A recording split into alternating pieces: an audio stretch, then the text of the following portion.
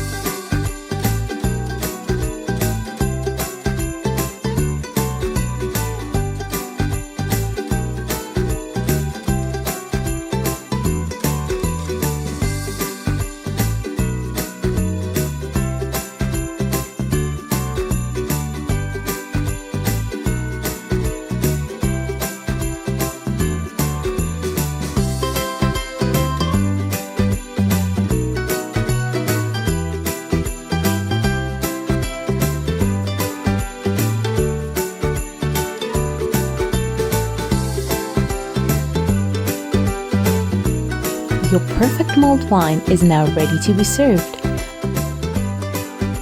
I hope you enjoyed this fruity and spicy mulled wine recipe.